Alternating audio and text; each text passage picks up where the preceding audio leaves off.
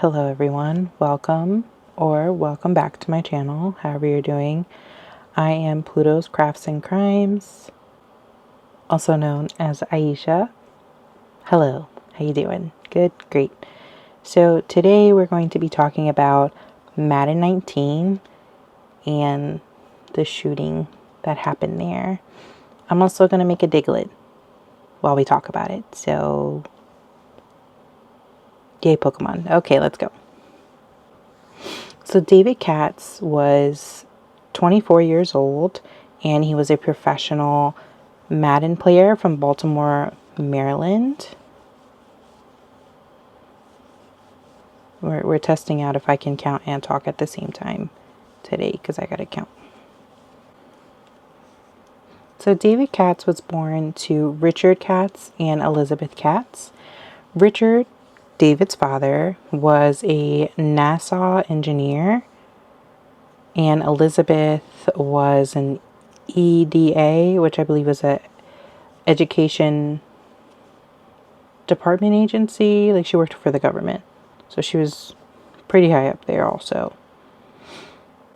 Richard and Elizabeth were married for a time before they did end up getting a divorce in 2006. Child, David was once placed on antipsychotic medicine used to treat his schizophrenia. He showed signs of mental illness when he was 12. In 2006, David's parents, they fell out of love, more or less, and they very much disagreed with the way that they wanted to treat David's mental illness. So they got a divorce, like any old couple will do. And they had a very long and difficult custody battle. Again, just due to the fact they didn't agree on how they should be treating David's mental illness. On one hand, David's mother would take David to regular therapy appointments and make sure that he would take any medicine that was prescribed by his therapist, whereas his dad, not so much. So they had the custody battle, and it was for David's guardianship ad litem, which is just appointed to act in a lawsuit of a child or other person who is not considered capable of taking care of themselves. So David's father basically objected to any and all, not necessarily therapy, but like psychiatry, mental health. Richard himself hasn't seen any signs or evidence of schizophrenia, and David seems well aware of reality at all times.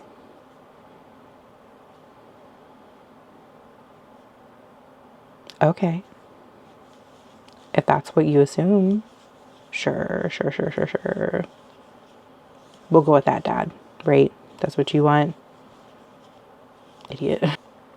So David's mother believed that David needed to continue to see his psychiatrists, social workers, and art therapists. And David's father rebutted that he would, quote, take David to attend a support group for middle school students. What would that do? What would that help if he has schizophrenia? Sure, Daddy-o. Richard pointed out during one of David's appointments, David locked himself in the car and refused to go, but had to face the prospect of possibly being put in handcuffs because again, his mom was the main one that had him in custody and wished for him to go to all of his appointments. But his dad kind of, I wouldn't say like putting the thoughts in his head, but he kind of put the thoughts in his head that he shouldn't have to go to his therapy appointments. But he put his thoughts in his head. Neither here nor there. So David was reportedly on Lexapro, which is an antidepressant, and risperidone, which is the antipsychotic, which is to use for schizophrenia. So reportedly around that time, those were the medications that he was on. And yet his dad didn't think he needed to be on them. Yep. A pool of police records did show that there were 26 calls for service from the police from 1993 to 2009, and this was due to mental illness and domestic issues between Richard, Elizabeth, and David. Okay. However, as David got older and into his teens, it was mainly due to David and his mother not really getting along. On David's 13th birthday, Elizabeth called the police because, quote, the volume of the television and his overall lack of disrespect between Elizabeth and David's grandmother. So she was very concerned about that. On David's 14th birthday, however, David called the police because, quote, she keeps pushing me by taking away my video games. David did attend Hammond High School in Columbia. Students were quoted saying that David didn't really talk much, but seemed cool or nice. In 2014, David went to the University of Maryland, but he wasn't officially registered for classes. And the, not principal, what are they called? Like headmaster? Whatever they're called for college. Couldn't find any records of David and officially in the system registered as a student. But how he attended, I don't know. So David legally purchased a firearm, a 9mm and a .45 caliber with a laser sight handgun back in Maryland, and he would travel with those guns, specifically for the Madden 2019 tournament. He traveled to Jacksonville, Florida, where this tournament was held. The federal gun laws prohibited anyone who was committed to a mental institution against their will or mentally incompetent from legally purchasing a firearm. In 2013, residents of Maryland must obtain a handgun qualification license from state police before purchasing, which would mean that David would have submitted fingerprints, undergone a background check, and passed a firearm safety training course. He did none of these, by the way. Just wasn't sure if I was clear. He did none of those things. He just bought a firearm.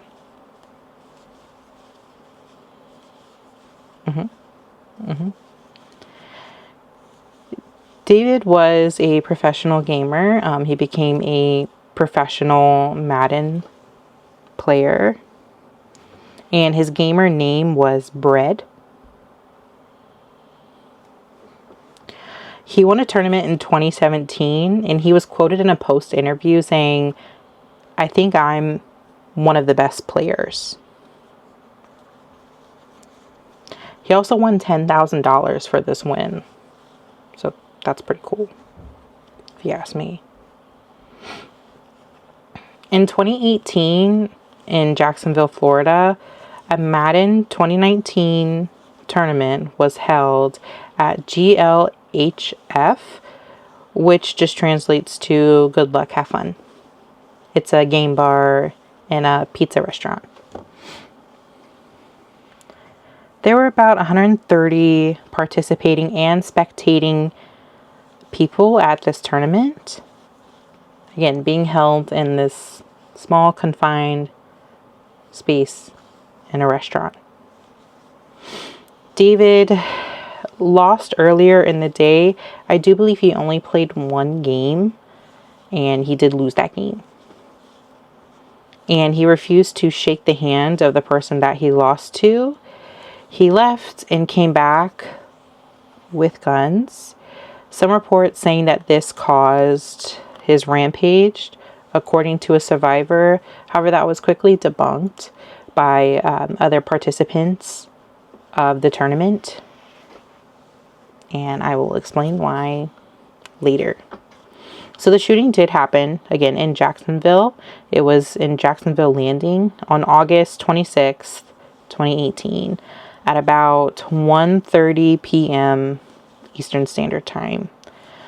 12 shots were fired. The first victim was being interviewed and was shot. After a fatal shot fired, David began to shoot kind of indiscriminately into the crowd of people. David did shoot intentionally at other competitors, kind of ignoring the people in the restaurant.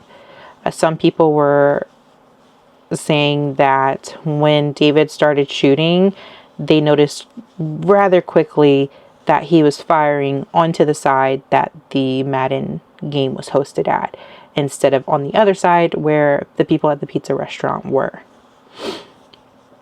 David killed 2 people and injured another 10 before killing himself. It all happened within 20 seconds after he fired his first shot. Now, I did see this online. It is available.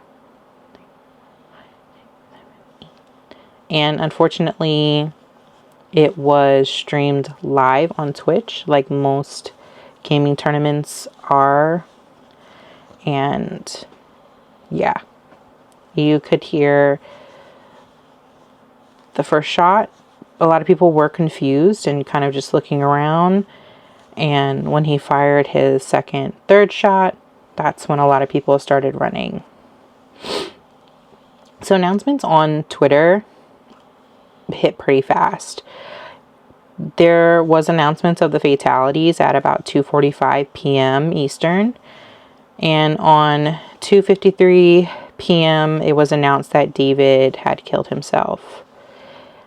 EA, the founder of 2K Madden, released a statement of their most heartfelt sympathies that would go out to the families of those killed and injured. Further gaming events such as PAX, EVO, League of Legends Championship announced that they would take additional security measures for future events. And as someone who has gone to one of these, i.e. EVO, they have definitely buffed up security expeditiously. Okay? Because when you even go into their hall, they have like a set of security, and you have to like walk through the, what is it called? Walk through like the scanner. What is it called? You know what I'm talking about. Walking through the scanner to like check your bags and stuff. Like TSA type. What is it? I don't know what it's called, but you know what I'm talking about. You have to walk through one of those. Granted, what is it really checking? I'm not really sure. Who knows if they really like look at it, but they take that stuff incredibly seriously. So a lot of moving parts, a lot of additional security buffed up.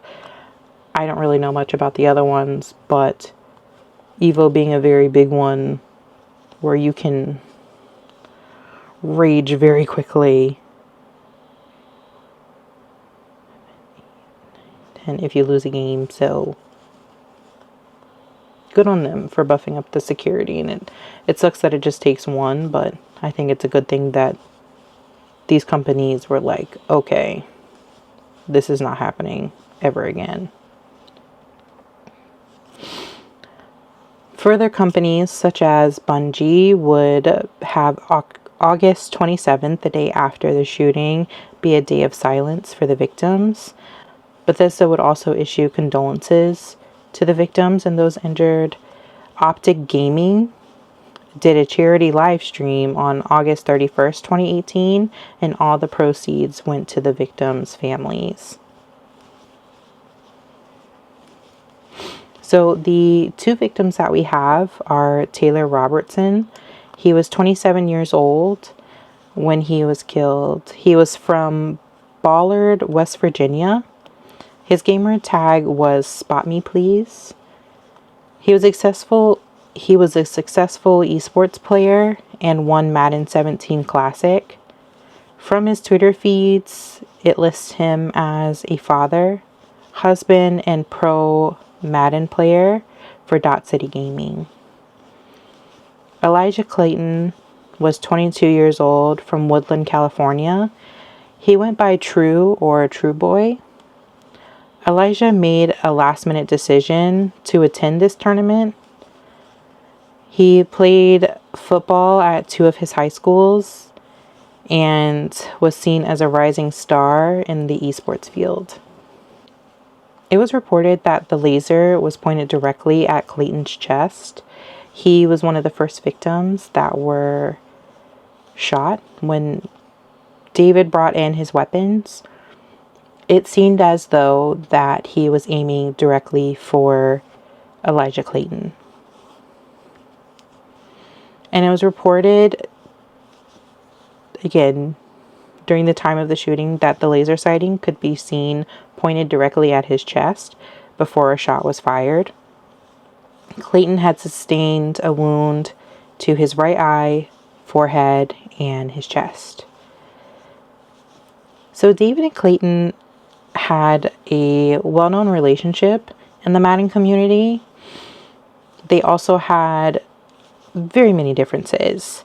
It was reported that Elijah Clayton, had bought a book of David's, kind of like a how-to type book, very similar to like a Andrew Tate type book of a how to get into the Madden or professional gaming stratosphere, that thing, right? How to get into eSports, right? And it was reported that David was really upset with Clayton due to him buying this book and putting it out on the internet for free for other people to read.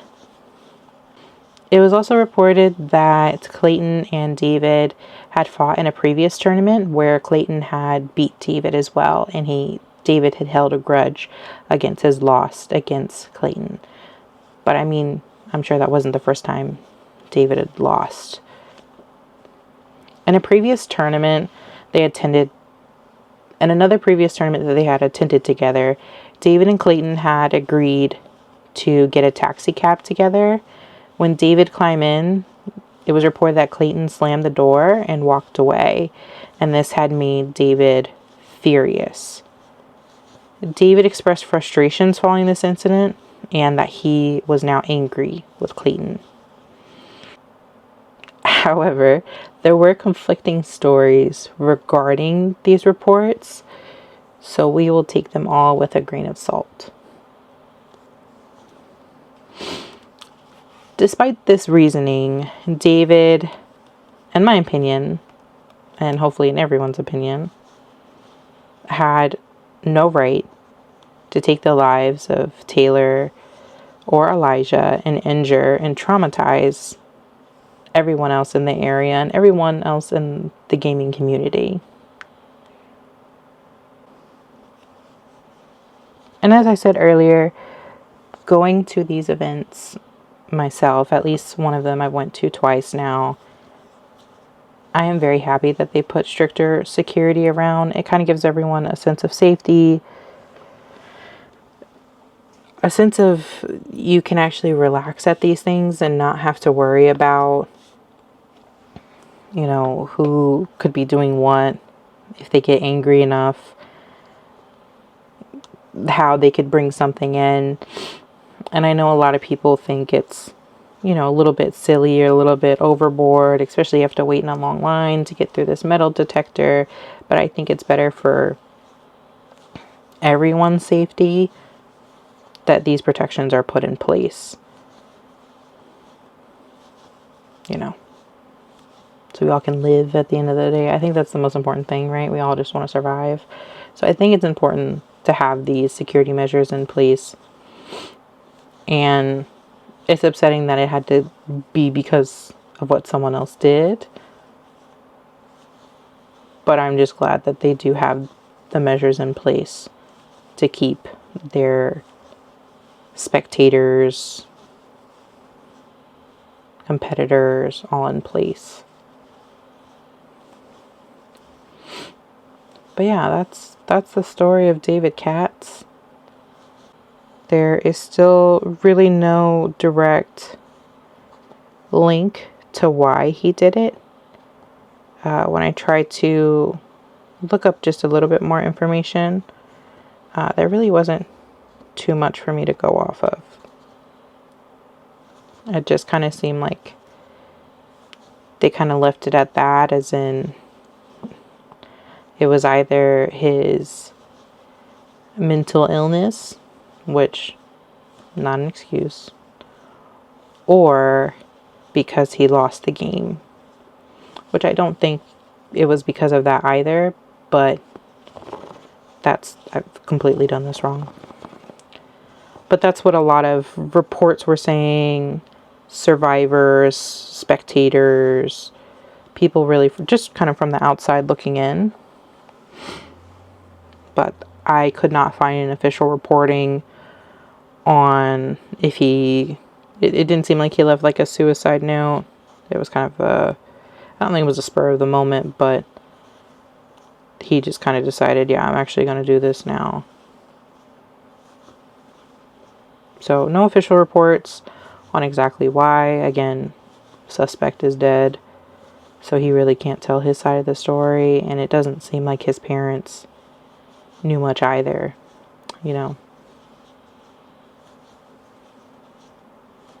But yeah, thank you guys so much for watching, listening, however you're here. I just appreciate you being here. I will try. I swear to God, I don't think I talk that fast. Maybe just my stories aren't long enough, and I gotta stretch them out. But when I'm finished with this, I will post it for all of you to see, so you could see this adorable Diglett, whether it be on the channel or my Instagram, you know. But yeah, like, I'm just talking at this point. Like, share, subscribe, comment. Let me know who you want me to talk about next. I'm doing so in Japan, there is a animation studio in Kyoto called Kyoto Animation, and it was burned down tragically. So I am doing that story because